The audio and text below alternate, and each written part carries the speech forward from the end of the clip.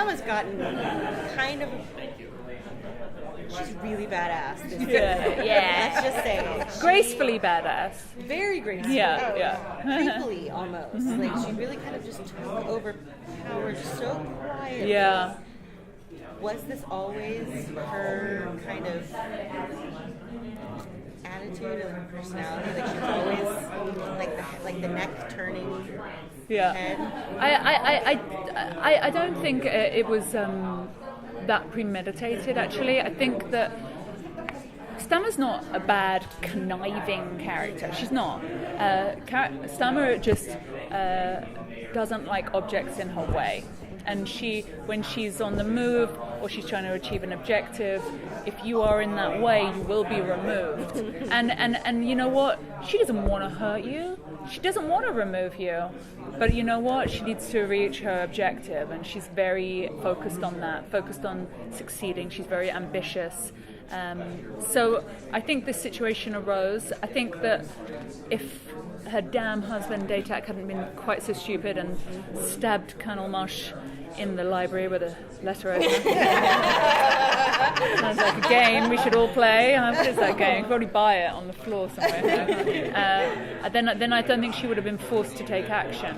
I think that the wheels started turning when she started getting close to Kenya, and Kenya made her realize she was living in a new world. You know, that was our tagline for the first season, it's a new world. Well, it wasn't a new world for Stahma. It was the same old bloody world that she had always lived, that her mother had lived, that every woman in the history of Cassithans had lived, and it was a really repressive one.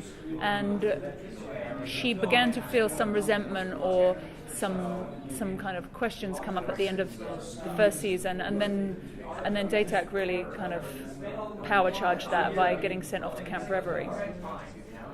Speaking of Stahma doesn't seem to be too upset over Kenya being gone, and the rumor is that she I think that you never really know how Stahma feels. I think she always puts a pretty good front on it, and actually in any scenes that have where Kenya has been mentioned, which have mainly been scenes with Julie. Kenya's name has come up or she's been alluded to. I think that you see that Stahma is pretty emotional and pretty cut up about that, and it's not just because she definitely cares about Amanda as well. Amanda is the closest thing that Stahma has to a friend, maybe because she does miss Kenya and she wants to kind of have that piece of rose water a little bit close to her, that energy close to her. And I think through her relationship with Amanda and through the season, you'll see her regret the mistake of killing Kenya even more. And then when she is forced to question whether Kenya is alive or dead, you see such a mixture of feelings in Stahma. You see joy mixed with the horror of being discovered, with confusion, relief. I mean, it's a lot of very relatable emotions happen to Stahma, and that is part of her humanization, really. She starts to be humanized because she didn't know what she didn't know before, and she's learning who she is for the first time. Can you talk about shooting the bathtub scene with Rafe? Yeah. Dying. That was what? Oh, I was dying. I was just like, oh my god. It was a really interesting scene because, well, first of all, he's a great comedic actor, and he's just enormous fun. And it was just such a weird one. Like, Rafe is in my bath, and then on top of that, Graham Greene is in my bath. It was just, there was nowhere to hide. And I always know, as actors, you try to be as realistic as possible. And what you often do as an actor is you try to get very in touch with your impulses. And, there's exercises that we do, there are techniques that we do to kind of hone that muscle, to be really honest about the instinct that comes up in you. And often, because I'm playing an alien, I can't do that. Or if I do have that instinct, I'll use the exact opposite one. And you know, the bath scenes are a good example of that. I just want to go like this. And I just want to use my hands. And I just want to kind of do this. And I want to hunch over with my shoulders. And then, you know, I remember in the first season, it was a decision I made, and I've kind of come to regret sometimes, but I've stuck to it, is, you know, why would an alien woman necessarily have the same hang-ups as human women? Our human female hang-ups are distinctly human and female. You don't see gazelles walking around, kind of sloping around, kind of like lionesses, kind of like, you know. So you know, they stand like, you know, ballerinas or gazelles, you know. And so, you know, that moment where I take off that bathrobe and I've got Graham Greene there, and all I want to do is this, and I'm like, ta-da! I'm like mortified. I just kind of go off in between takes into a small corner and kind of try and catch floating pasties. Mortifying.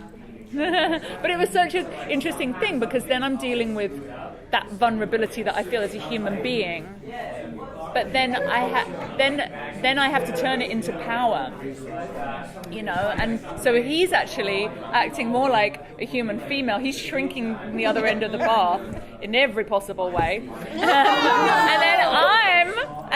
then I'm just kind of encroaching on him, you know. So I did feel a little bit like the predator, the white witch in that one, you know. So it was fun. How much more will we see Cassian play a role in Stahma and Defiance fighting for leadership position? Castathan Law. So last episode, because you saw the Holy Man.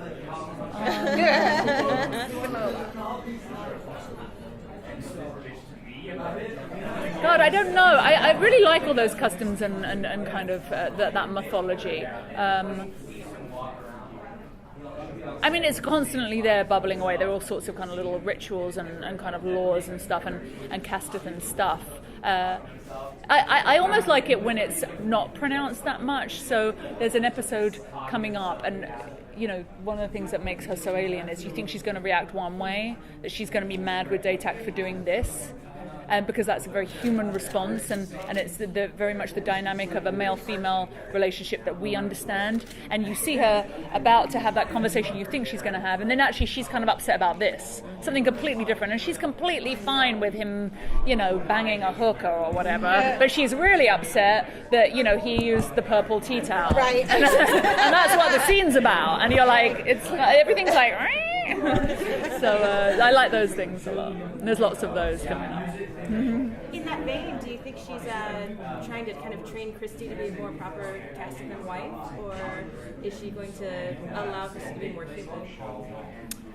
I think that she will train and mold Christy as much as it takes for her to kind of completely control her, that relationship. I mean, I think that Stahma, because she had no control really culturally, she just takes control wherever she can get it. She just wants to control the world. And actually, I think that's a very human thing sometimes. I think culturally, you know, you often have in a male-female dynamic, and on this planet, you know, guys who haven't had to fight for it so much, by the time they get into a relationship with a woman, the woman's kind of like trying to kind of like keep everything in order and kind of control the world, and the guy's kind of like, you know, why are you on my back, you know? So I'm doing something which is recognizable, but I'm taking it to another level, which is alien, you know.